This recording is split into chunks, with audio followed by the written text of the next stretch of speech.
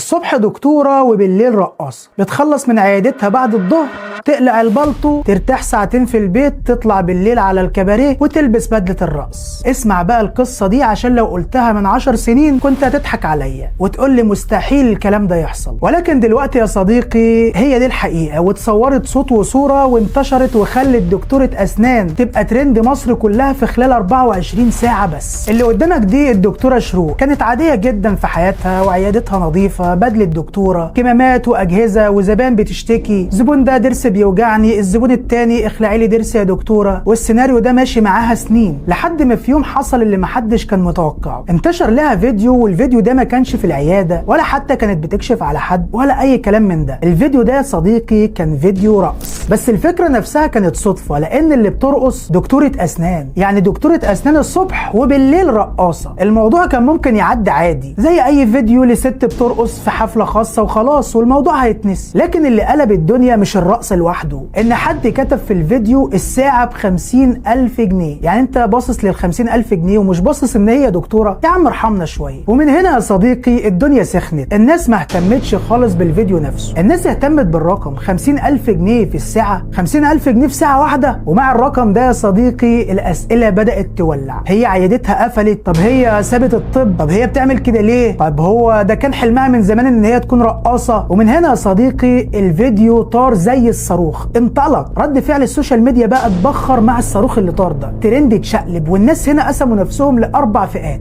او ممكن نقول عليهم 4 معسكرات. المعسكر الاول اللي هو المؤيدين، اللي بيقول لك يا جماعة حياتها وهي حرة فيها، تكسب بالحلال بقى، تكسب من جهة تانية، تعمل اللي هي عايزاه طالما مش بتأذي حد، سيبوها في حالها. المعسكر ده بقى شايف انها حرية شخصية ومحدش ليه حق انه يحكم على حد. المعسكر التاني بقى صديقي الناس الغضبانين، بتقول لك عيب، ازاي دكتورة تعمل كده، غير مسموح، الطب له احترامه. فعلا الطب له احترامه، ده تشويه لصورة مهنة محترمة. دول شايفين ان التحول ده مش مناسب خالص لصورة دكتورة. تعال بقى للمعسكر الثالث اللي هم الناس اللي بيقولوا عليهم واقعيين، بيقول لك ايه بقى، طبيب او رقاصة، المهم لقمة العيش، الفلوس اللي بتجيلها من الرقص احسن ب 30-40 مرة من اللي بتجيلها من العيادة. يا عم ما قلناش حاجة، ولكن في غلط بيحصل في الموضوع. وبيقول لك احنا ليه بنحاسب الناس على شغلها، دول فاصلين المشاعر عن الفلوس. انت بتقول ايه يا عم الحاج؟ كلامك نفسه متناقض. تعال بقى يا صديقي ندخل على المعسكر الرابع اللي هو الكوميدي. بيقول لك يا جدعان هو انا غلطت لما دخلت كلية؟ بيقول لك كمان هي بتكسب اكتر من لعيبة الكورة. دول والله حولوا القصة كلها لفيلم كوميدي. تعال بقى نشوف الدكتورة شروق وردها على الهجوم ده. بعد ما الدنيا ولعت، شروق فضلت ساكتة، ولا بوست ولا رد ولا اي مبرر، لحد ما طلعت في لايف قصير. ومن تحليلي اللايف ده كان فيه 3 رسائل مهمين جدا. بتقول لك انا مسؤولة عن حياتي، قالتها بمنتهى الهدوء، ولا خوف ولا دفاع هستيري عن نفسها. الرسالة الثانية اللي خدت بالي منها بتقول لك الناس مش بتعيش بدالي، ودي الجملة اللي قلبت الترند 180 درجة لانها كانت صريحة جدا. ثالث حاجة بتقول لك الشغل اللي هيجيب لي الراحة هو اللي هشتغله، ايا كان في العيادة او حتى بالليل في الكباريه. يعني ما قالتش انا هكمل رقص ولا لا، ولا قالت حتى انا خلاص سبت الطب،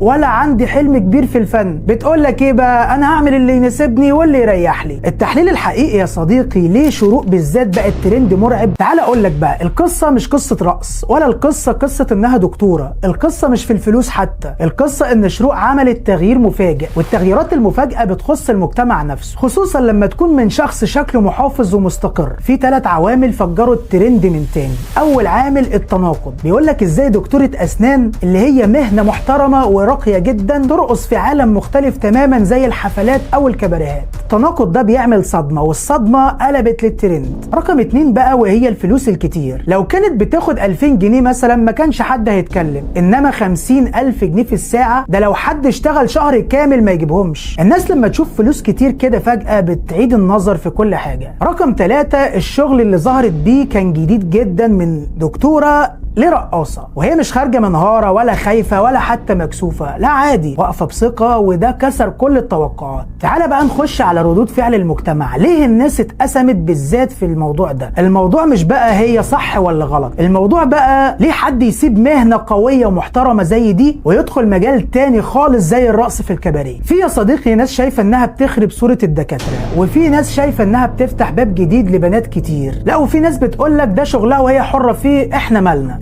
الموضوع بقى مراية كل واحد شايف نفسه فيها وخلاص. سر انتشار الفيديو ليه فيديو مدته دقيقة واحدة بس قلب مصر، لأن شروق عملت 3 حاجات. أولا كسرت الصورة المنطقية، الناس بتحب دايما الحاجات المختلفة وبتكره حد يعيش حياة مكررة. رقم 2 إنها ما خافتش من الهجوم والناس اتصدمت من الهدوء ده. رقم 3 الرقم نفسه كان صاروخي، 50,000 جنيه في الساعة، كانت صدمة للناس كلها. بص بقى يا صديقي، سواء كنت شايف شروق صح أو غلط، الموضوع مش محتاج تتعصب خالص. في جملة واحدة لازم كلنا نفهمها كويس، مش كل باب رزق مناسب لكل شخص، ومش كل شهرة برضه مناسبة لكل شخص. وقبل ما تغير حياتك 180 درجة اسأل نفسك، هو التغيير ده هيضيف لك ولا هيدخلك في دوامة أكبر من طاقتك؟ ومش كل اللي بيكسب بسرعة بيكسب الراحة برضو معاها بسرعة. اتعامل مع أي ترند بعقل، مش بانفعال ولا اندهاش ولا حتى شماتة ولا برضو تطبيل. وأهم حاجة خليك دايما فاكر إن الشهرة مش دايما نجاة لأي حد، والفلوس الكتير يا صديقي مش دايما فيها بركة، والقرار السريع ممكن يغير حياتك كلها 180 درجة. فتعلم من قصة شروق وقول لنا رأيك في الكومنتات، والسلام.